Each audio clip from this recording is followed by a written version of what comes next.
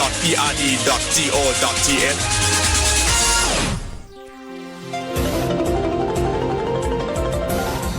วิทยุแห่งประเทศไทยให้ความรู้คู่ความสุข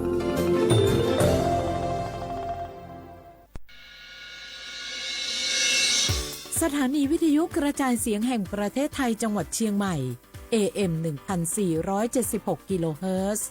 สถานีวิทยุภาคภาษาชาติพันธุ์แห่งเดียวในประเทศไทยที่มีความทันสมัยเชื่อถือได้สร้างอัตลักษณ์กลุ่มชาติพันธุ์สู่สากล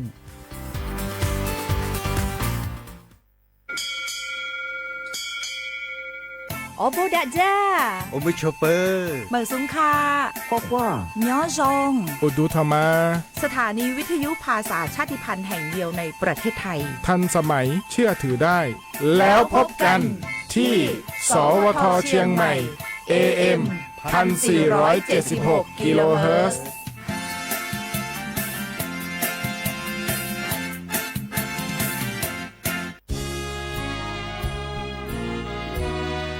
พระบารมีปกเกล้าเพื่อปวงชนชาวไทยจากพระราชกรณียกิจนานับประการที่พระบาทสมเด็จพระเจ้าอยู่หัวและพระบรมวงศานุวงศ์ทรงทุ่มเทพระวรกายทรงงานอย่างไม่เหน็ดเหนื่อยเพื่อประโยชน์สุขของประสบนิกรจากโครงการหลวงสู่การพัฒนาแหล่งน้ำส่งเสริมการศึกษาและด้านสาธารณสุขที่มุ่งเน้นการพึ่งพาตนเองและการพัฒนาอย่างยั่งยืนทุกย่างพระบาทคือการทรงงานทุกพระราชดำริคือพลังแห่งการพัฒนาเพราะประชาชนคือหัวใจของแผ่นดินร่วมเสริมสร้างความรักในสถาบันหลักของชาติโดยสำนักงานประชาสัมพันธ์ที่ 3 กรมประชาสัมพันธ์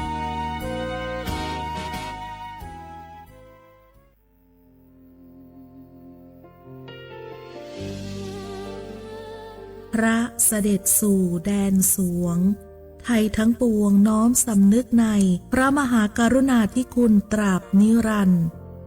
ข้าพระพุทธเจ้าข้าราชการและเจ้าหน้าที่สถานีวิทยุกระจายเสียงแห่งประเทศไทยจังหวัดเชียงใหม่กรมประชาสัมพันธ์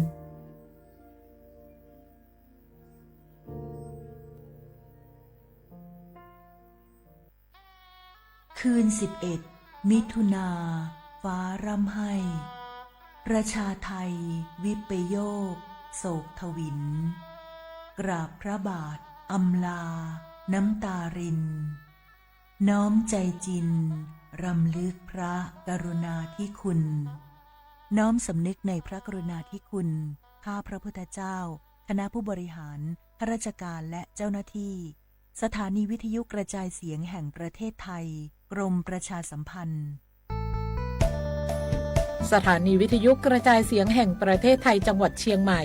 กรมประชาสัมพันธ์ประกาศรับสมัครบุคคลเป็นลูกจ้างเหมาบริการตำแหน่งพนักงานกระจายเสียงภาษาเมียนจำนวน1 อัตราเพื่อเป็นตัวแทนนำข่าวสารร่วมพัฒนาคุณภาพชีวิตชาวเมียนและเผยแพร่วัฒนธรรมท้องถิ่นให้เป็นที่รู้จักผู้สนใจยื่นใบสมัครด้วยตนเองได้ที่งานธุรการสถานีวิทยุกระจายเสียงแห่งประเทศไทยจังหวัดเชียงใหม่ตำบลช้างคลานอำเภอเมืองจังหวัดเชียงใหม่ตั้งแต่บัดนี้เป็นต้นไปสอบถามข้อมูลเพิ่มเติมได้ที่ 053-276-068 ในวันและเวลาราชการมังเลี้ยวเอาเก่งเศร้าก็ปี้ยังไงดีเจ้าแม่น้องกำลังเข้าสู่ช่วงสูงวัยและจะดูแลเปิ้ลยังไงดีเจ้าฮูก่อผู้สูงวัยเปิ้นไม่ได้เท่าเหมือนกันหมดเนอะกลุ่มติดสังคมเนี่ยว่าเปิ้นแก่แต่ใจวัยรุ่นต้องจวนกันออกกำลังกายทำกิจกรรมเวลาปะหมู่ปะฝูงมาใดเปิ้นก็ตึงคึกคักกันกูเตืออันนี้แม่น้องเลยนะวันออกไปขายเห็ดลมที่ตูบกาดแล้ววันนี้นะเปิ้นก็มีนัดไปที่โรงเรียนผู้สูงอายุแหมซอบอกซอบใจขนาดกลุ่มติดบ้านก็เป็นกลุ่มที่บ่ออกไปไหนต้องแปลงบ้านให้ปลอดภัยเตียวบ่ข้องบ่เต้ามันไปพอไปกอยดูแลเรื่องกับข้าวกับปลาจะได้มาง่อมมาเงานะส่วนกลุ่มสุดท้ายกลุ่มติดเตียงก็ต้องพอต้องกอยบ่ฮื้อลำหูลำตา ตึงพลิกตัวทำความสะอาดดูแลอาหารยูกยาและต้องใส่ใจเรื่องของความรู้สึกบ่ให้เปิ้นรู้สึกว่าโดดเดี่ยวฟังจะอี้ค่อยสบายใจหน่อยเจ้าขอบคุณนักๆเจ้าปี้เดี๋ยวน้องจะปิดไปดูแลแม่ก่อนนะเจ้าแล้วจะไปลืมป่าแม่ไปตรวจสุขภาพประจำปีตัวเนอะเจ้าดูแลผู้สูงอายุถูกวิธีผู้สูงวัยก็ยิ้มได้ลูกหลานก็สบายใจด้วยความปรารถนาดีจากสำนักงานประชาสัมพันธ์ที่ 3 กรมประชาสัมพันธ์สปสชชช่วยตาชัวว่าสีตาดมือพัดดัวขี่ก็มึงดีแดจ้าดอลเล่นเด็กยานตึงเล่นทีคู่เลิกว่าเสียภัยเยอะก่อเมแวพอมือปลาแล้วพออุทธรแล้วล้นในลุยลาซัวโคดอพอสาหัวนี่คือลาตึงเล่นคีนีปบาดชนะ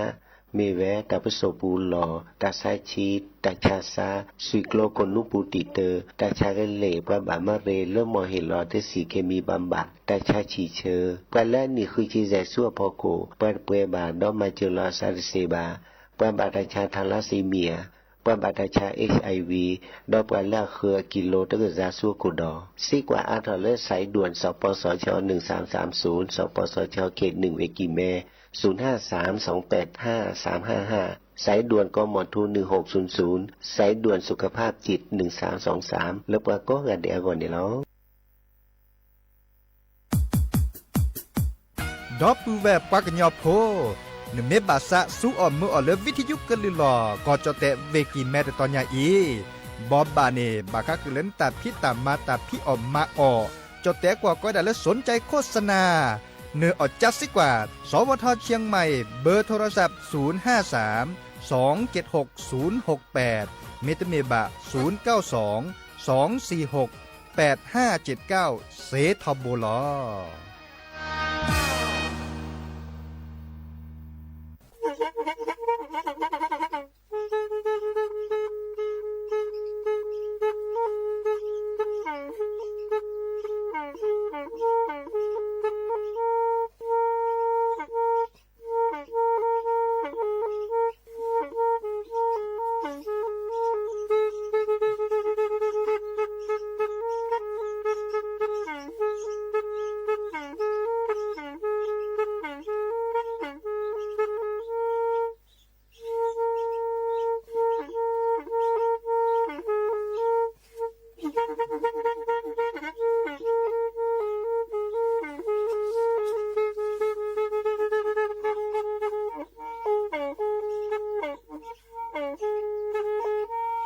แพอีวิทยุกลือหลอก็จะแตะเวกีแม่ตะกะโทนลุยกะจานยุ้ยชื่อคือกิโลเฮิรตซ์ตาเชอกระตอบเปอปากระหลือปากระยอกหลอกตืออีสู้อเมญาเปก็เห็นเหล่านั้นเลตาสูมือซ้ำมือตากระเจาะตาละแก็บดูแก็บโผลและติเลื่อนนกออัตโคเนและกะนาหลอเจอบาค่าคือตาสูมือซ้ำมือสก้อเนาะ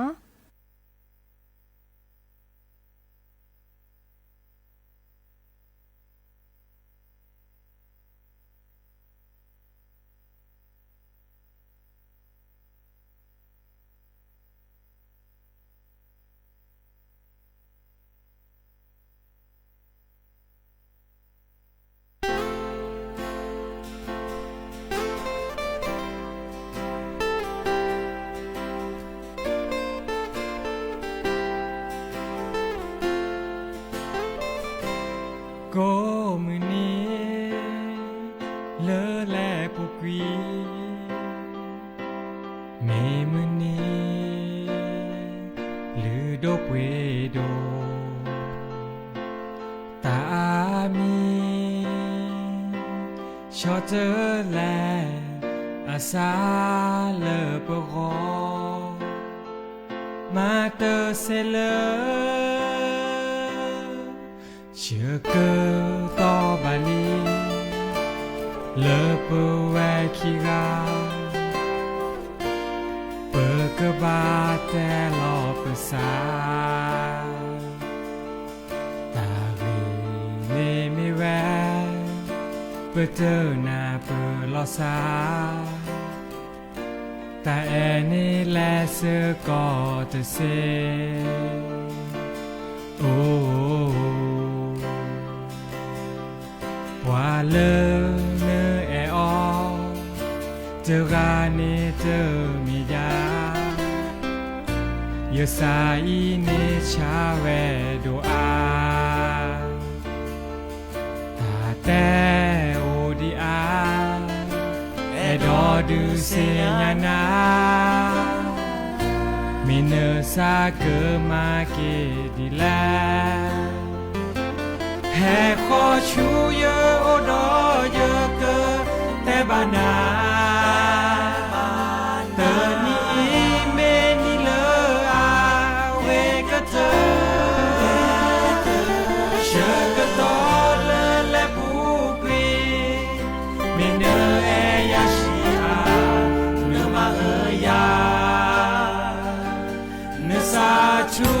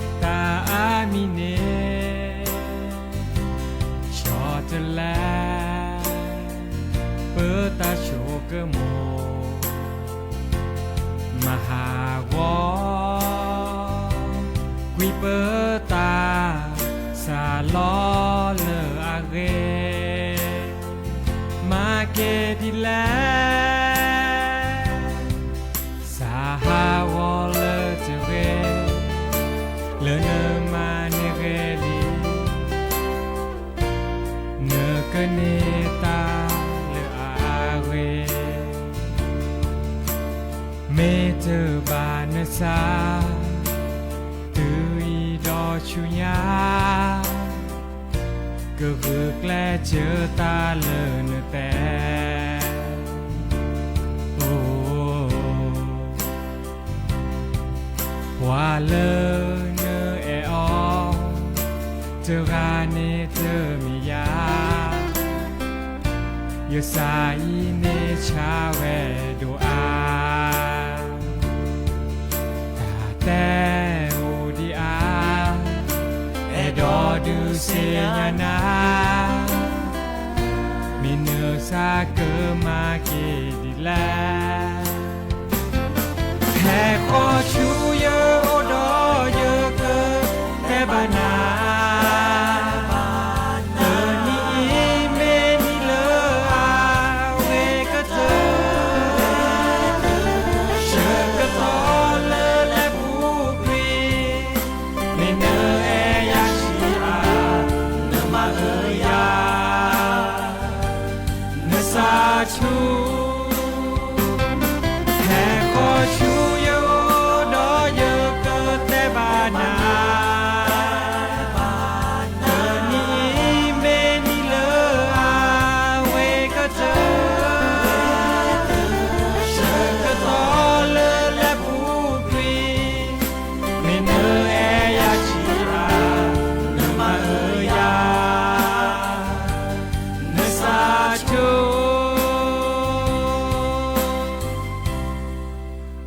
เนโชโมดีแล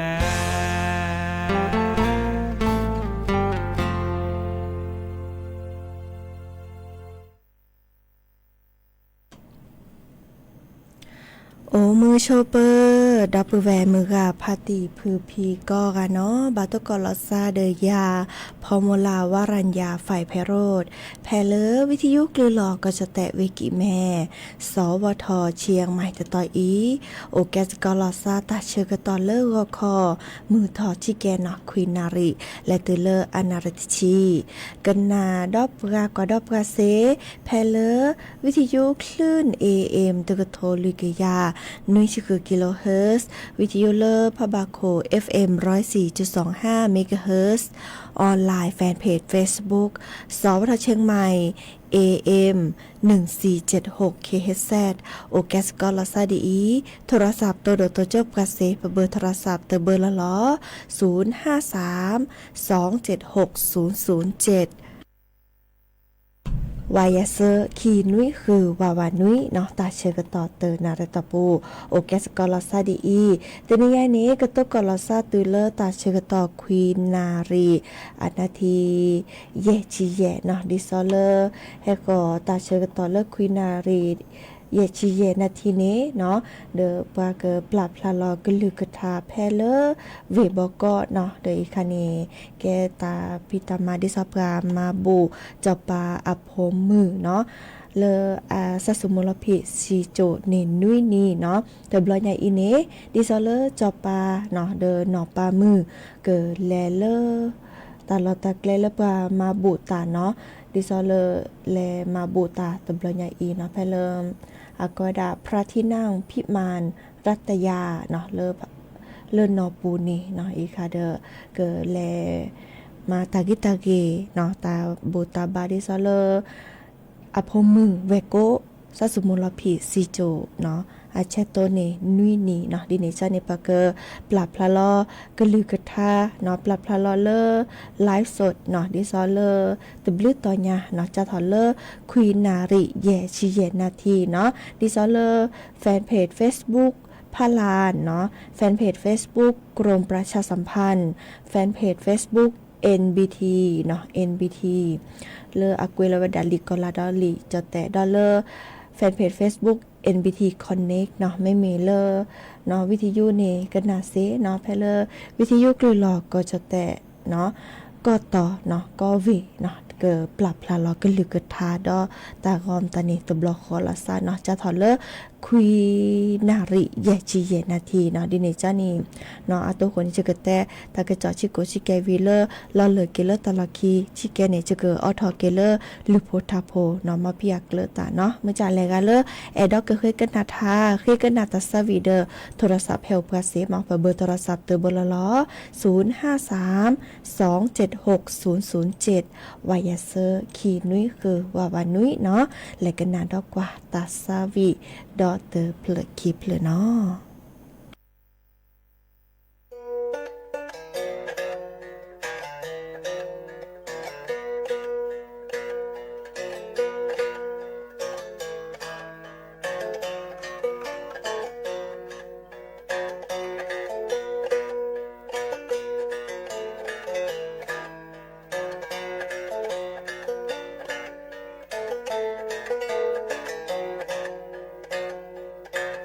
ตาโลบาฮาโต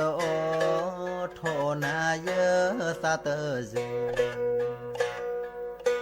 เนเมตเคลจอยวิสาจุนาบาสานาหูนกะลือมาชูทอสาเตทีลอสานาเกนาหูนกะลือเกตบาสาทอและจอโทและโอนาขอโพยาเจเตทีลอสาเจเลขอเนโทแฮเนเตโทก็ได้ยาเบอร์โทและเยเฮนาเนสาเป็นอลียานเมนอบาโทโอเกยาเจมอโอกอมือนี้สะจือชะทีบานาตาโมนาหูยสาละเนเอยาเตกาบ่มือเกหาขอเนเตโทแฮยาสาบาควาชโมยเมพิลอเนสาเมพรายาเลแต่เฮกว่ายาโลโล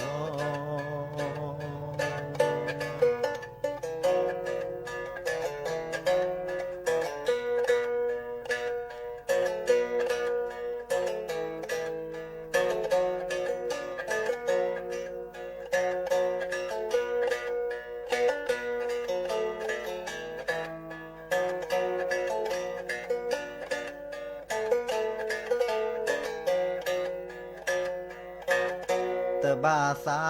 ทอและจอโทแลโอนาขอโพยาเจเตทีลอซาเจเลขอเนโทแฮเนเตโทก็ได้ยาเบอร์โทและเยอะเฮนาเนซาเปนอลียเนเมนอบาโทเกยาเจมอโอกอมุนีสะจือชะทีบานาตาโมนาหูเยสาละเนเอยาเตกาบุมือเกหาขอเนเตโทแฮยาสาบาพอโชโมเยเมทิลอเนสาเมพรายาเลแต่เฮกว่ายาโลโลเนสาเมพรายาเลแต่เฮกว่ายาโลโล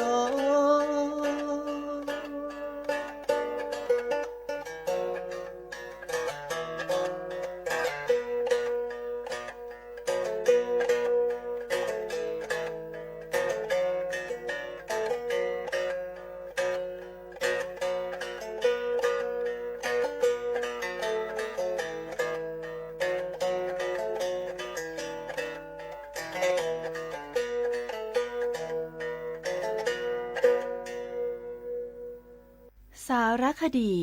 แสงเพชรส่องล่าเจ้าฟ้าพัชรกิติยาภาตอนพื้นที่ป่าอนุรักษ์บ้านไลโว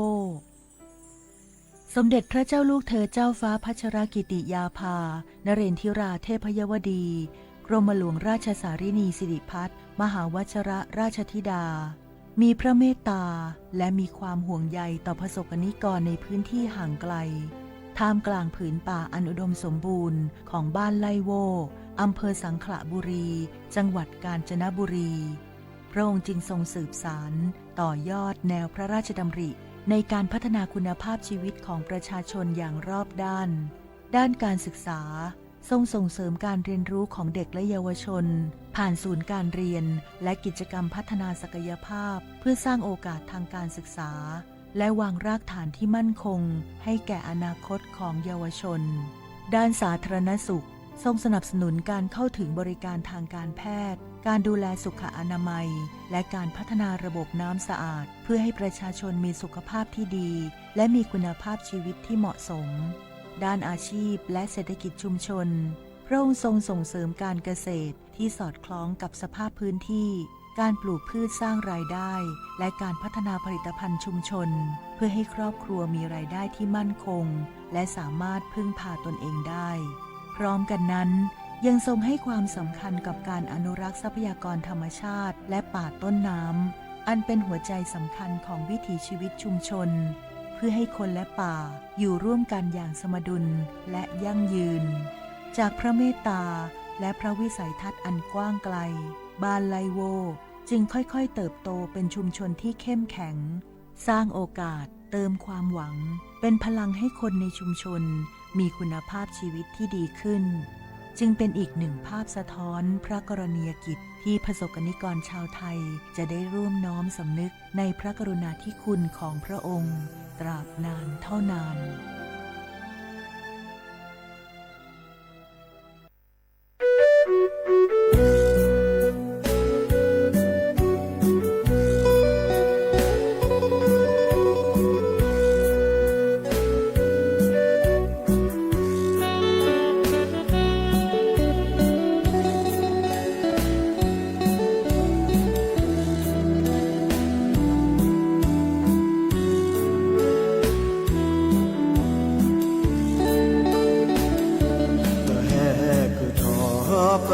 ba ma o ba ma cứ thọ ta cho ta lo sa cứ lơ ke pra ke nyo ba cha no ba ke pa pa ta ma lo ma o ke cho มาแพ้เส้นถ้าดิบพอพีเปิดแห่คือทอเปิดบามาโอตาโกคือทอตะโจตะคาบามาโอเอมาโอชาบาชาโนบาเก็บปามาลอเอบกามาโอกะย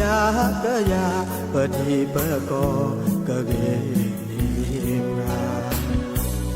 ดอตุเวลาเกญอปุโกราวิสตาจุนาเตบาปาชิโลสตาโดเกโกเกบามาโลสตาลาโอนาเกพุเลเตบาบอนุพอกาบาเอโลสตาโอดอตุเวเปเมเคโลเกปติตะเมละกายีดอปุเวเดโดเดชีโอปะเมตวาเกลาปะขอดูเดตะเมละปรากะดอปุเวเคล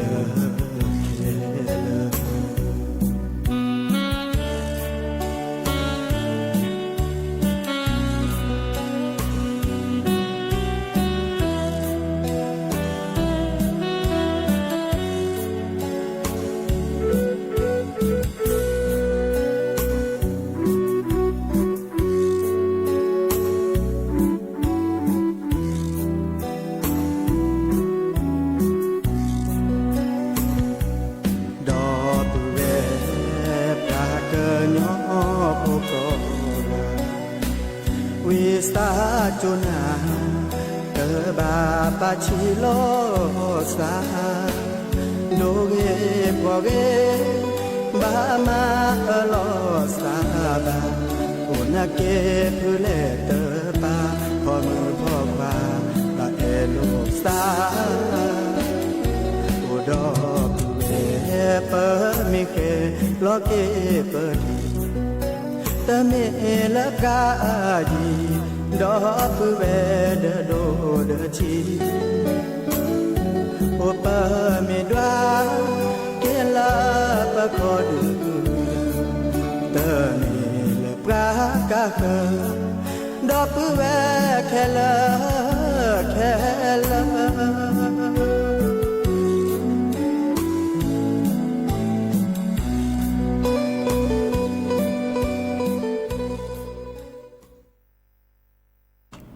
เนาะคือเตอเวดาลีตัสวีเจาะหนุ่ยสุชาติอัตตาเนาะ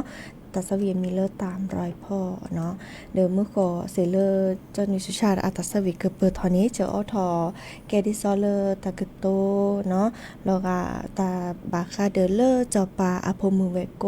และโตเจอมาเจอปลาฮิโปโคโพเลอบ้านไรโบเนาะเลออำเภอสังขละบุรีเนาะไปเลวิดกาญจนบุรีเนาะช่วยเวดาจ้าทอเลอกว่าช่วยตาโอชูโอเคลตาพี่โลมาโลตาพี่ออกมาออดอคือเกยญาตาลือตาลาเลอไปฮิโปโคโปตตอนนี้เจเนาะเดอกะจานีกว่าช่วยเวดาเนาะช่วยเวดาเนาะเมื่อเลอไปฮิโปโคโปนี่อาตาโอชูโอเคลอาตาโอมูเรทอเกนอเลออันเลาะเนาะเดอเซนทอเกเลอตากิตาวาเลออามาทอเกเนาะเดออัดกะจาโตโอนะเกเมเกตากิตาวาลามาพะเวดานี่โอดีเนาะหาเกกะนาดอตาบอบะดอชิแกเนาะตาชื่อกะตอไคอีตาจุคาอาตาชื่อกะตอเนาะดิจะรอเดอเคยเลอดับแวมือพาติพือพี่ปลอปดลอซาเนาะบาคาเดอตาชุตาชาปะเจจือไคอีเนาะดิซอเปิดทอเวดาอันนั้นเนาะตึมีโอที่เลอตาจุคาตาชื่อกะตอบาลานี่เนเตลผาปะกอดาดิซอเลทีเลตาเดอปูตาปิลิโปโลปูบาลานตนิกว่าบาวาเดออัลเลดีลอแกเกเลอโพอลีเฮเอเกนาเซนอดิเนจานี่ปะโจจุนี่บาบากว่าเชเลตาคอที่ขอโลนี้ดิซอมเลตาปิลิโปโลที่โอทอคามตานี่แลกเกลือคืออเนาะมื้อจานึกเกลือคือนี่บาลานี่นึกเกลือคือที่ทีวีเนอออทุกคนจะจัดละล้อแต่คันสิญา ประจวดดีเนาะประจวดดีเตอเปลือละดีลอเลอโกกับป้าตาเปลิโปโลกับปามตานี่เอาก่อนนี่ละเลอดอนนี่เนาะเลอดอนนี่ดินี่จ้านี่นึกเลือกเนาะเกทีวีนแต่แลยูคืออินเตอร์เน็ตก็ตอเกมเนาะว่าวิมาแล้วมาเกมุโคจูที่จะละล้อเนาะเดออากาศอดีตค่ะนี่คือแกทอเกลาโพลีให้เอกปาเซเจเนาะดินี่จ้านี่แพโกแพเปราะเนาะมาขิดีอามุนเนาะเดอตบาลานนแม่โลบาเลก็เตลอพาทีที่ซอจะแต่ก็บลอนี้เตลอเลสายอเบเนาะแต่มือเลออะแลดีลอแฮกแกเกเลอร์ฮาโพลีเฮเอปราเซวาวีมีมนาคอเจอลอเปปอเนาะแล้วจะมีเลอเจอซาอึเลดับเวก็เนาะบาคาเดกือตาจุคาตาเชก็ตอนนี้คือถอระเนาะบาลาเนคือบามีบาจาดิซอลาซาบากาตสิญญาลอตีว่าเดอและเธอและคือมาเลมาเกเดแกเกเดเลอคือเปิดชาและตุเลบาเลตาชะฮีบากานีและตุเลซาสมุลพีโอเจเนาะดิเนจานีปลอปดอลาซาเวเนาะเลตาจุคาอาตาเชกต่อเนาะดิเนจานี้ตาเชกต่อละล้อเลยจะเกิดออทอตาซาวีดอคิเพลวีเลเกเลอลือโพธาโพตาตุตาเชกต่อเลิบแค่มหานีเฮตกอลอซาดอตาเชกต่อดิละล้อเนาะคือนาริและตุเลอนุยนาริเดยาพอมลาวารัญญาไฟไพโรดเนาะเวนอพัตราเนาะเตวดาซัมโมเนาะมือนี่เคโดกนาตาซาวีเตเปลือคอเลอพอบึกลีเนาะเมื่อจากก็มีตะเปลือกคอเลอร์เจอออทอตมีไว้แล้วเนาะมันจะไม่เจออทอยนะดอเลิกคิดตะบลอเนาะดิเนจ้านี้ตาเชื่อกันตอนละเลยกันนาเกหรือโพธาโพตาซุมือซ้ำมือตาตุตาเชื่อกันตอนเลยรอพาละซาเปรอีเนาะตาบลือเนาะ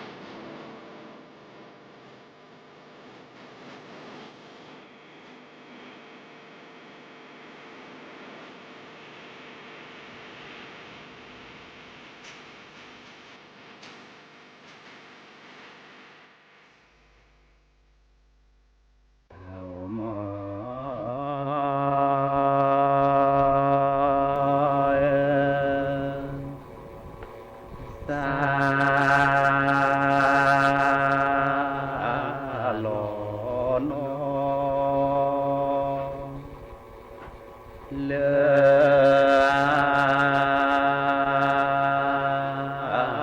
โมดูสะลอนอเลโมดู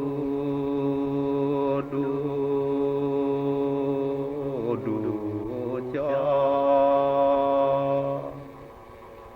สิเล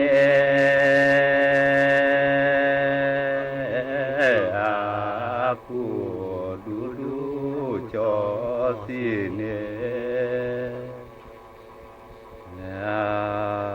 ผู้สาลอนอเล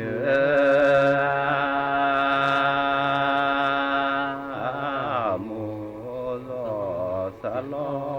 นอเลโมล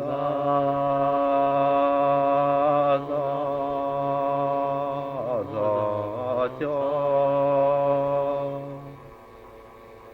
หาเนกว่าจอหาเนกว่าสาลอนอขอนอ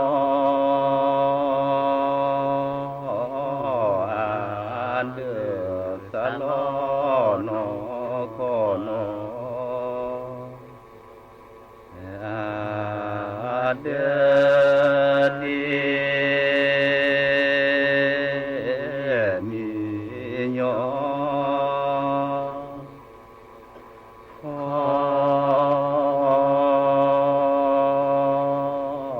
เมดีมีญอขอนะโมลนาตรอซา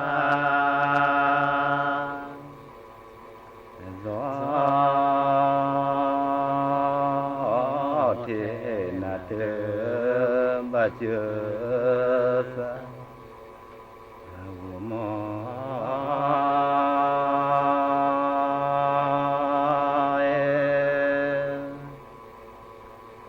หาเนนอสุกออาเลสาเนนอสุกออาเล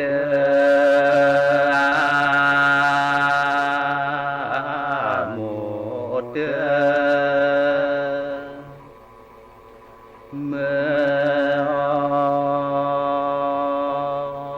อบาเลโมเตเมื่อ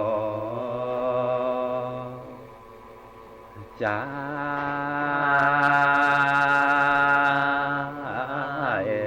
เจ้าจะบาบอ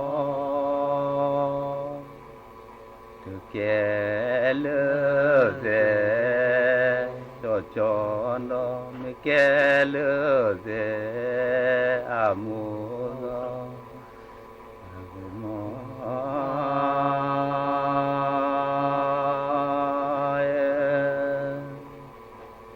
เน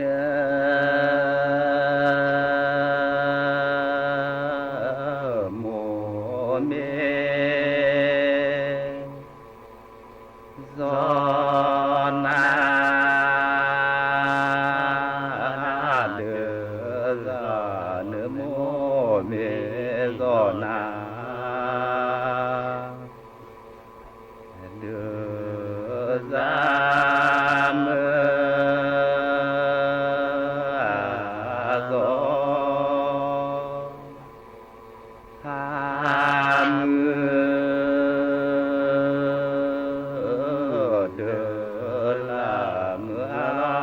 รอผ้ามือเดิ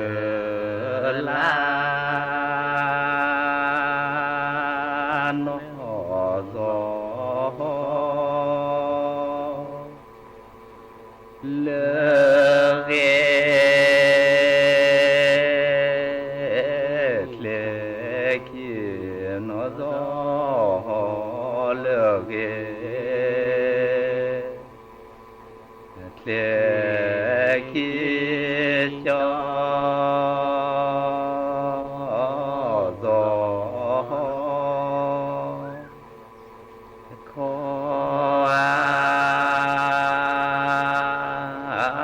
ขอที่จอซอขอม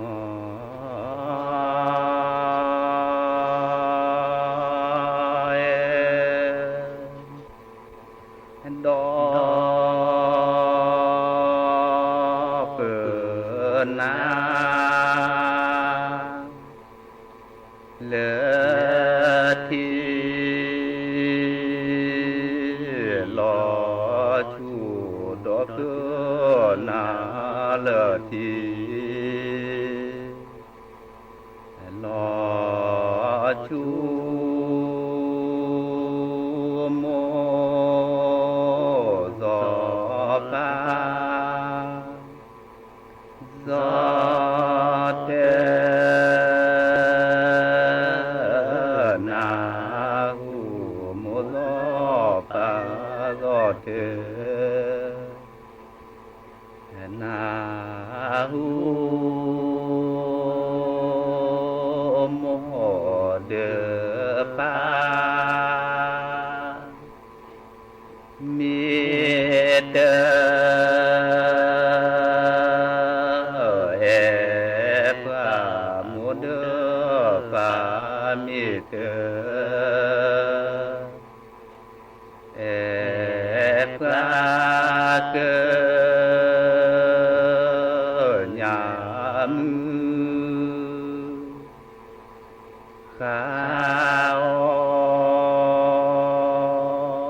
ขีกะเกิญามือข้าวขีกะดอเลซีเด้อ ที่นี่สถานีวิทยุกระจายเสียงแห่งประเทศไทย